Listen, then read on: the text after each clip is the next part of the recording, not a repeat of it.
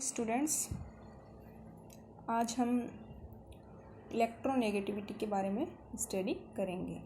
यानी कि first transition series के जो एलिमेंट्स हैं उनकी विद्युत ऋणता क्या होती है। तो इलेक्ट्रोनेगेटिविटी उसे कहते हैं अपन कि किसी मेटल में अपन अगर उसमें और इलेक्ट्रॉन जोड़ना चाहे तो उसमें जो एनर्जी की आवश्यकता होती है उस एनर्जी को अपन क्या कहते हैं, इलेक्ट्रोनेगेटिविटी या उसकी विद्युत ऋणता कहते हैं।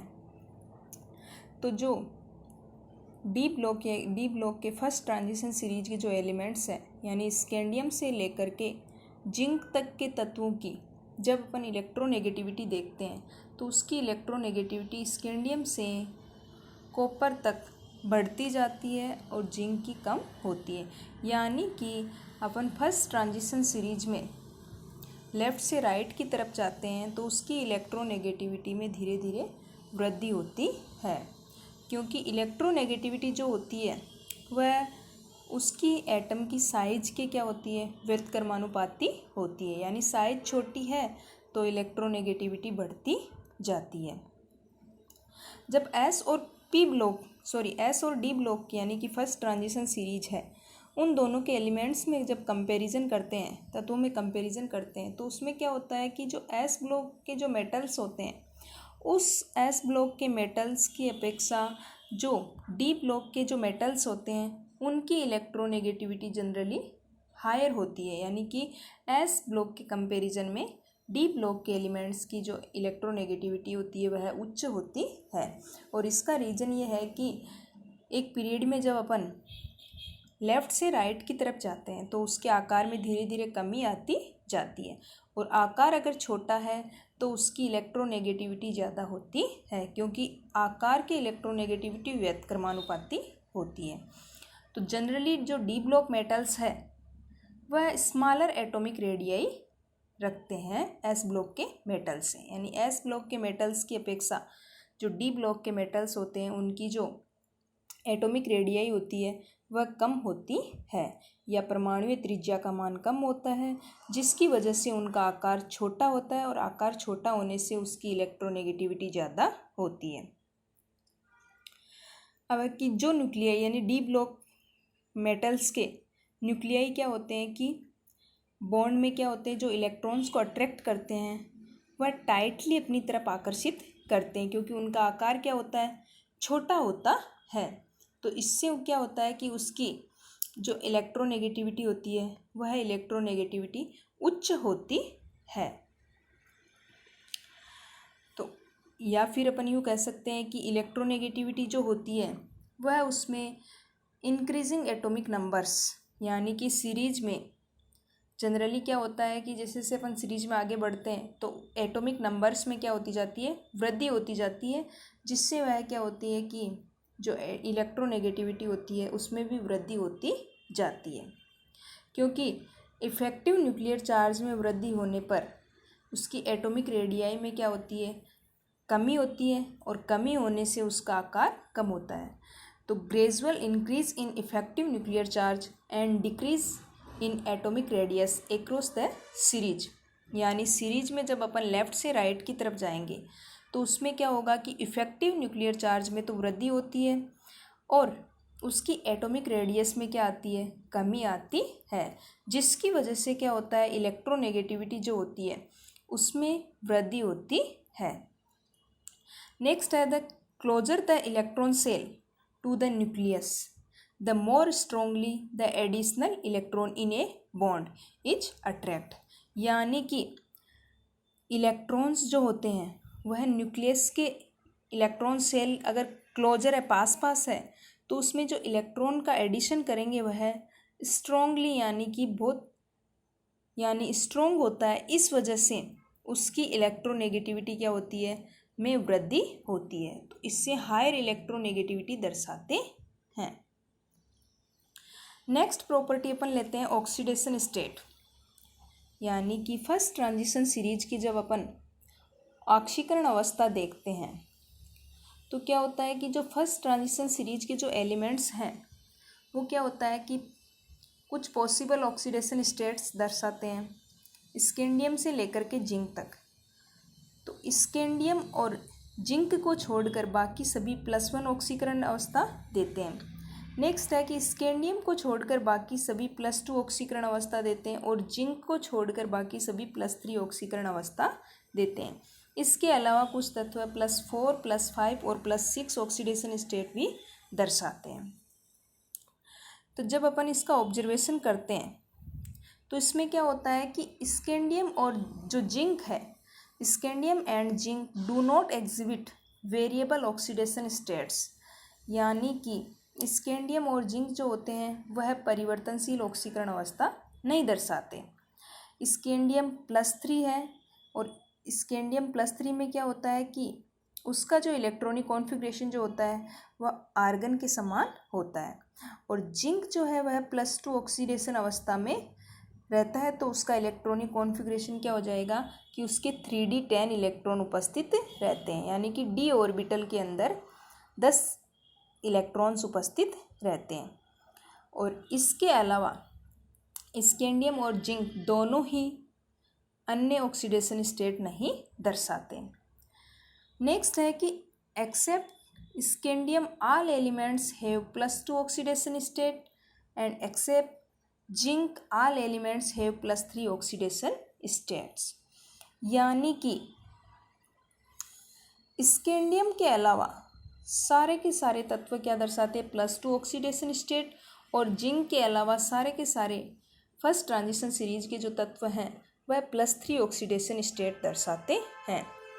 और मैग्नीज जो है वह higher oxidation state is +7 at manganese, manganese जो है +7 ऑक्सीडेशन स्टेट भी दर्शाता है।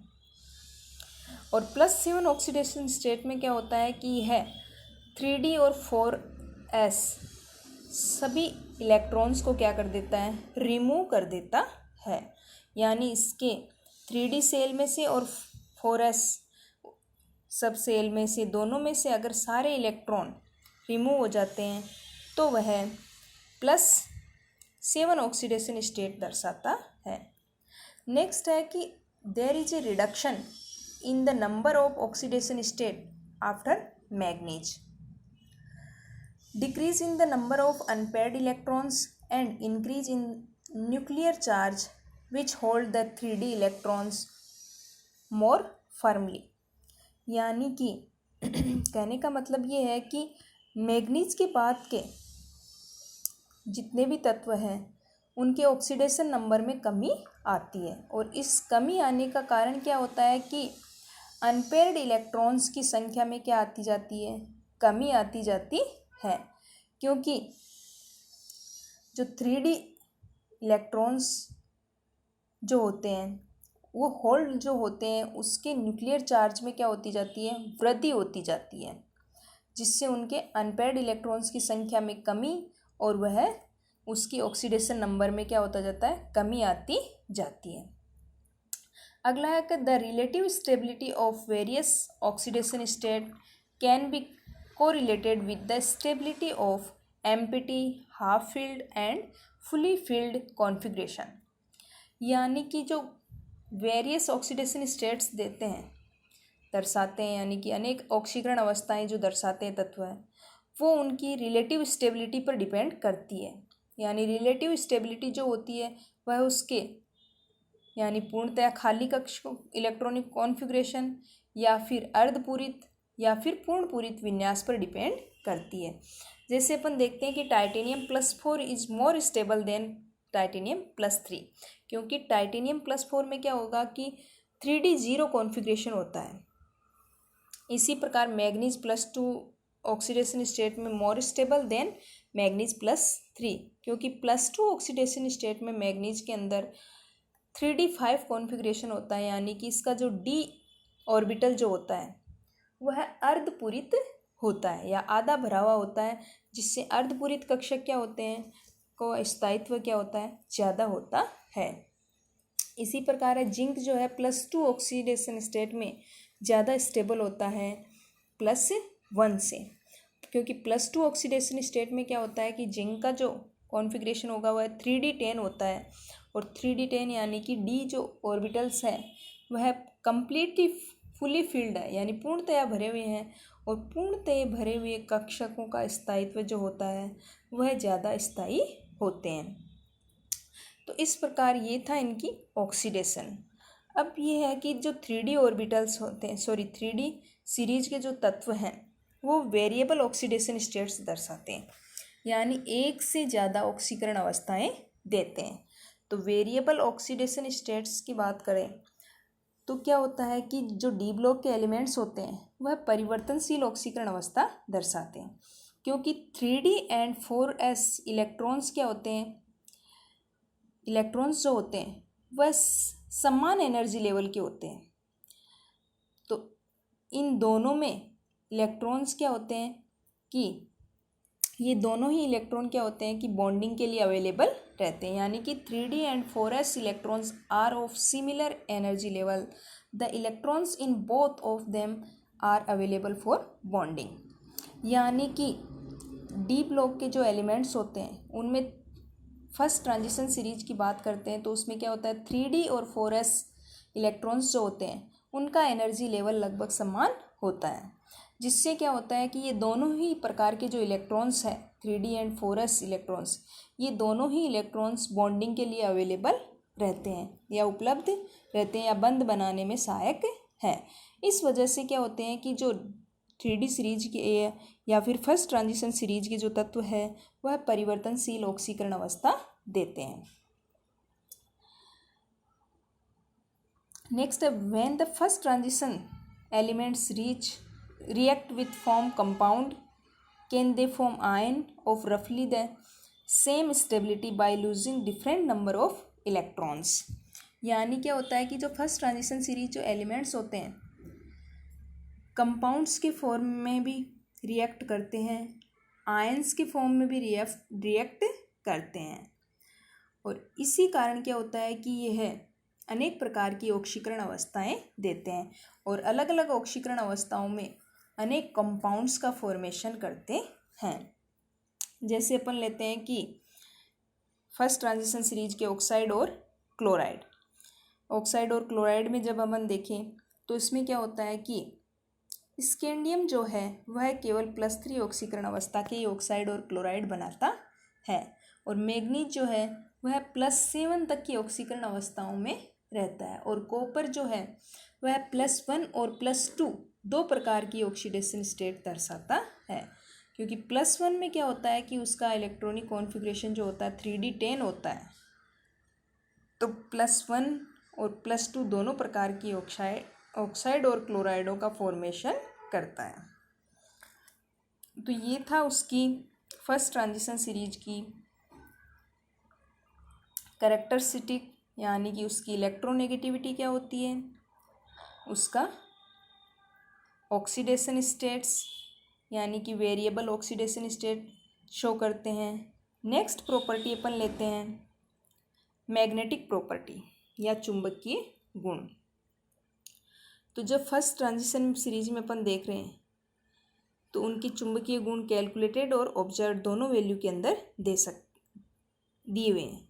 अब इसमें अपन देखते हैं कि जब चुंबकीय गुणों की बात करें तो मैग्नेटिक प्रॉपर्टी क्या होती है कि किसी भी तत्व में उपस्थित अनपेयर्ड इलेक्ट्रॉन्स को दर्शाती है, यानी कि मैग्नेटिक प्रॉपर्टी जो होती है या मैग्नेटिक मोमेंट जो होता है वह उसकी स्पिन एंगुलर मोमेंट और ऑर्बिटल एंगुलर मोमेंट के पर डिपेंड करती है, यानी इन दोनों के योग से उसकी मैग्नेटिक मोमेंट होता है या चुंबकीय आघूर्ण उत्पन्न होता है। तो किसी धातु के जब अपन चुंबकीय गुणों की बात करते हैं तो अपन ये देखते हैं कि उस धातु में अनपेयर्ड इलेक्ट्रॉन कितने उपस्थित हैं। तो जितने अनपेयर्ड इलेक्ट्रॉन अगर उपस्थित है तो उसको अपन कहते हैं अनुचुंबकीय या पैरामैग्नेटिक, और जिसके अंदर अनपेयर्ड इलेक्ट्रॉन उपस्थित नहीं है, सारे के सारे पेयर्ड इलेक्ट्रॉन हैं, उसको अपन कहते हैं प्रतिचुंबकीय या डायामैग्नेटिक। तो अनपेयर्ड इलेक्ट्रॉन जिनमें है वह मैग्नेटिक प्रॉपर्टी शो करता है, यानी कि वह अनुचुंबकत्व का गुण दर्शाता है। और 3D सीरीज में क्या होता है कि केवल मैग्नेटिक मोमेंट जो होता है वह केवल स्पिन एंगुलर मोमेंटम पर ही डिपेंड करता है, उसमें ऑर्बिटल एंगुलर मोमेंटम नहीं होता। सारा का सारा डिपेंड करता है किस पे, स्पिन एंगुलर मोमेंटम पर। और स्पिन एंगुलर मोमेंटम पर डिपेंड करता है, तो उसमें जब अपन इसका ज्ञात करते हैं मैग्नेटिक मोमेंट, तो मैग्नेटिक मोमेंटम को म्यू से दर्शाया जाता है। म्यू इक्वल टू होता है √n+2। n यहाँ होता है स्पिन ओनली फॉर्मूला, यहाँ पर n हो जाएगा number of unpaired electrons. n क्या दर्शाता है, नंबर ऑफ अनपेयर्ड इलेक्ट्रॉन्स। ये केवल जो म्यू बराबर √n+2 फॉर्मूला है, ये केवल स्पिन ओनली फॉर्मूला है, यानी कि इसमें क्या होता है, केवल स्पिन एंगुलर मोमेंटम ही होता है, जैसा 3D सीरीज में है। यूनिट इसकी होती है बोर मैग्नेटॉन। अगर सिंगल 1s इलेक्ट्रॉन है तो उसका मैग्नेटिक मोमेंट ज्ञात कर सकते हैं अपन, यानी नंबर ऑफ अनपेयर्ड इलेक्ट्रॉन लिख देंगे और नंबर ऑफ अनपेयर्ड इलेक्ट्रॉन लिख करके उसका मैग्नेटिक मोमेंट ज्ञात किया जा सकता है, या फिर उसका चुंबकीय आघूर्ण ज्ञात किया जा सकता है। जैसा अपन ने पीछे सारणी में देखा, यानी कि स्कैंडियम से लेकर के जिंक तक सभी के अंदर देखा अपन ने अनपेयर्ड इलेक्ट्रॉन 0, तो इसका क्या हो जाएगा, चुंबकीय आघूर्ण 0। इसके अलावा 1 है तो 1.73, 4 है, 5 है, तो मैग्नीज में सबसे ज़्यादा अनपेयर्ड इलेक्ट्रॉन होते हैं, इस वजह से उसका चुंबकीय आघूर्ण क्या होता है, सबसे ज़्यादा होता है।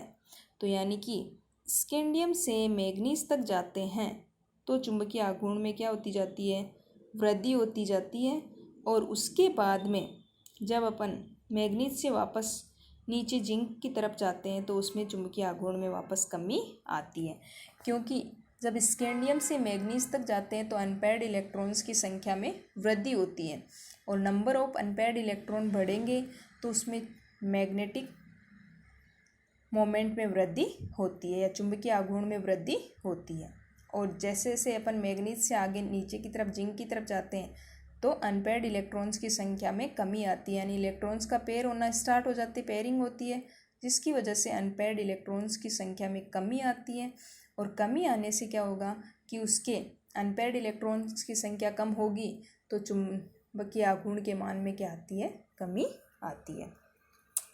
नेक्स्ट लेक्चर में अपन फर्स्ट ट्रांजिशन सीरीज की कलर और कंपाउंड बनाने की प्रॉपर्टी और मिश्र धातु बनाने की प्रॉपर्टीज़ के बारे में स्टडी करेंगे।